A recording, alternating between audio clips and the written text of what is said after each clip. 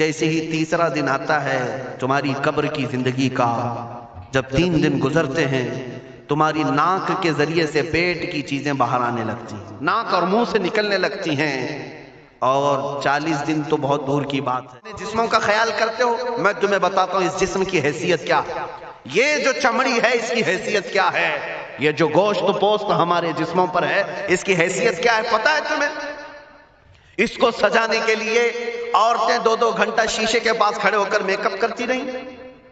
ہم عورتوں کی طرف سے یہ میک اپ، لالی پاؤڈر اور کنگھیاں بالوں کو سجاتے رہے، اور تم اپنی باڈی کو بناتے رہے جیم میں جا کر کے۔ اب اس جسم کی حیثیت سنو، جس دن روح نکلی تمہارے جسم سے اور جب جنازہ لے جایا گیا، قبر میں تمہارے سب سے عزیز لوگ رکھ کر کے آتے ہیں، تختیاں قبر کی بند کر کے آتے ہیں، اتنی چھوٹی قبر کہ کروٹ لینے کی بھی جگہ نہیں ہوتی، ہاتھ پھیلانے کی بھی جگہ نہیں ہوتی۔ آج اپنے پلنگ پر سو کر کے دیکھو، کسی کا ہاتھ ٹچ ہو رہا ہے تو نیند نہیں آتی، لیکن قبر میں اتنی تاریک جگہ پر، چھوٹی سی جگہ پر، تنگ جگہ پر چھوڑ دیا جاتا ہے کہ مردہ کروٹ بھی نہیں لے پاتا، پھر پلس اس کو اوپر سے نیچے سے پیٹ سے باندھ کر کے رکھ دیا جاتا ہے۔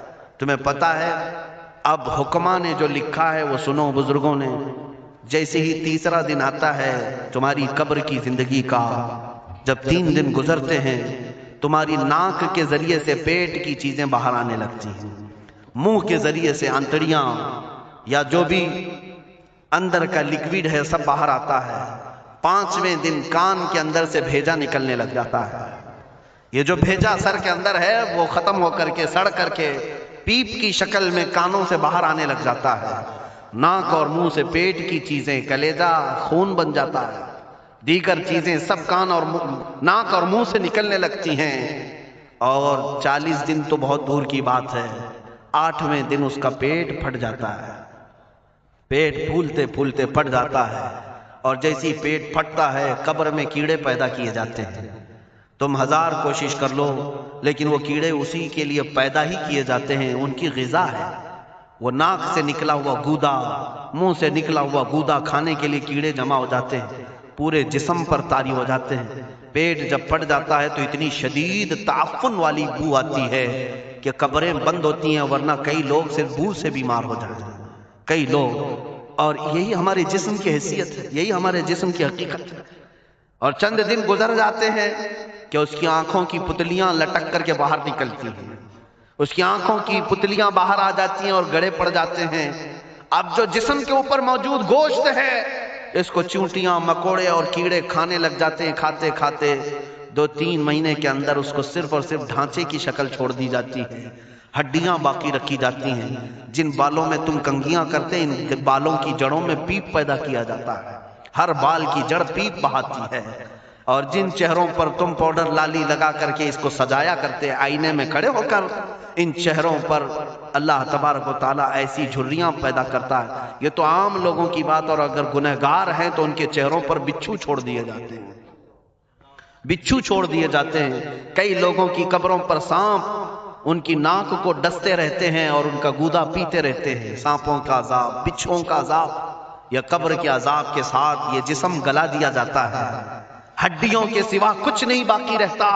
تم کیا سمجھتے ہو مرنے کے بعد احساس نہیں ہوگا؟ مرنے کے بعد ہر درد کا احساس دگنا کر دیا جائے گا۔ آج زندگی میں جتنا تمہیں چونٹی کاٹنے سے درد ہوتا ہے، مرنے کے بعد یہ درد 10 گنا زیادہ بڑھ جائے گا، تمہیں اور درد ہوگا، اور درد ہوگا۔ یہی جسم جو کیڑوں کی غذا بن گیا، کفن ختم ہو گیا، ہمارے جسم میں پیٹ کا گودا باہر آ گیا، آنکھوں سے کانوں سے ساری چیزیں لکوڈ ختم کر دی گئی، بھیجا کانوں سے بہ کر کے نکل آیا، بچا کیا ہمارے پاس؟ جس جسم کو ہم سجاتے رہے، سنوارتے رہے، اس پر ہزاروں پیسے بہاتے رہے، یہ جسم 40 دن کے اندر کیڑوں کی غذا بن گیا، سب ختم ہو گیا۔ میرے عزیزو، ہر انسان کے جسم کے ساتھ قبر یہی کرتی ہے، قبر دباتی الگ ہے، کیڑوں کا عذاب الگ ہے، بچھوؤں کا عذاب الگ ہے، لیکن یہ سب کے لیے احکام نہیں۔ کچھ وہ بھی جنازے ہیں جب یہاں سے جاتے ہیں تو ہزاروں کی آنکھوں میں آنسو چھوڑ کر جاتے ہیں، ہزاروں کی دلوں کی دھڑکن بن کر کے جاتے ہیں۔ ان کے جنازے جب جاتے ہیں تو اللہ کے ملائکہ بھی، فرشتے بھی ان کے جنازے کو اٹھانے کے لیے زمین پر آتے ہیں۔ یہ کون لوگ ہیں؟ جو اپنے سینوں میں عشق مصطفیٰ کی شمع روشن کیے ہوئے تھے. جینا چاہتے تو مصطفیٰ کے لیے، مرنا چاہتے تو مصطفیٰ کے لیے. فاضل بریلوی نے کیا خوب کہا، لحد میں عشق شہ، عشق رخ شہ کا داغ لے کے چلے، اندھیری رات سنی تھی چراغ لے کے چلے. جب قبر میں جاتا ہے ایک عاشق رسول، اسے رکھا جاتا ہے، کفن اس کا بھی ہے، جسم اس کا بھی ہے، لیکن فرشتوں سے بھی کہا جاتا ہے اسے آہستہ سے جگانا، محمد عربی کا غلام ہے، رسول پاک کا وفادار ہے. اور کیڑوں کا اس کے جسم کو کھانا تو دور کی بات، فرمایا گیا قیامت تک اس کے کفن کو بھی میلا ہونے نہیں دیا جاتا.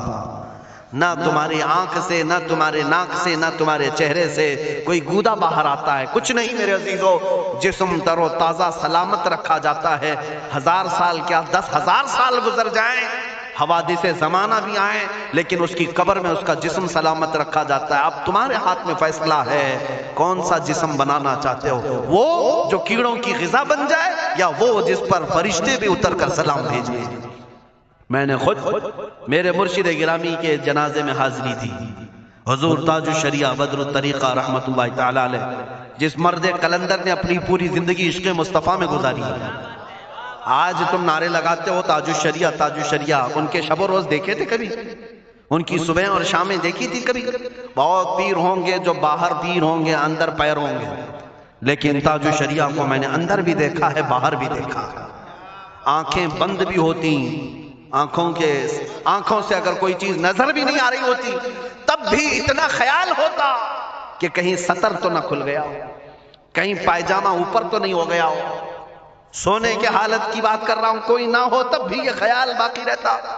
کون سا ایسا دن گزرتا جب وہ دلائل الخیرات نہیں پڑھ رہے ہوتے، قصیدہ بردہ شریف نہ پڑھ رہے ہوتے. ہزاروں سفر کی مصروفیات کے باوجود حضور پاک کی محبت کے نغمات میں کوئی کمی نہیں آئی. لیکن میں آج آپ کو ایک بات بتا دوں، جب انتقال ہوا وہ جمعہ کی شام تھی، اور ہمارے مردوں کو 6 گھنٹے 10 گھنٹے میں ہم کو قبرستان سپرد کرنا پڑتا ہے. 12 گھنٹے رکھ دیں تب بھی فریج منگوانا پڑ جاتا ہے، اس کے بعد قبرستان کے حوالے کر دیں. میرے مرشد گرامی کے انتقال کے بعد 48 گھنٹے رکھے گئے تھے، 48 گھنٹے رکھے گئے، اور اس کے بعد جنازہ پاک کو غسل دے کر لایا گیا. یہ فقیر قادری جنازے کی گاڑی میں شریک رہا، حضرت کے قدم پکڑ کر کے میں قبر تک رہا. میں آپ کو صرف اس لیے یہ بات عرض کر رہا ہوں کہ جب گاڑی جنازے کی چلتی تھی، میں نے زندگی میں بھی حضرت کے ہاتھ پکڑ کر کے ادھر ادھر چلائے.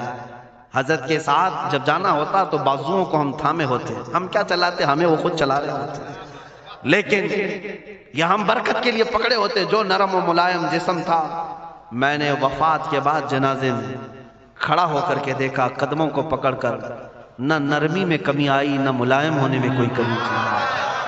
اور جب گاڑی آگے چلتی تھی،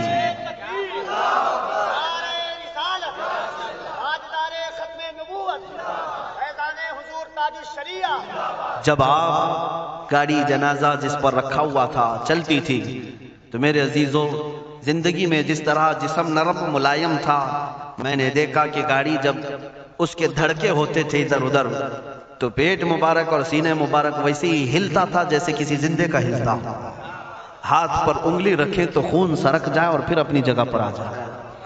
یہ کوئی مبالغے کی بات نہیں کر رہا ہوں، یہ آنکھوں سے دیکھی ہوئی چیز ہے. اور قبر انور میں رکھنے کے بعد جب ان کے صاحبزادے اور داماد نکل کر کے آئے، تو تھوڑی دیر کے بعد ہم نے دیکھا کہ چہرہ خود بخود قبلے کی طرف تھا.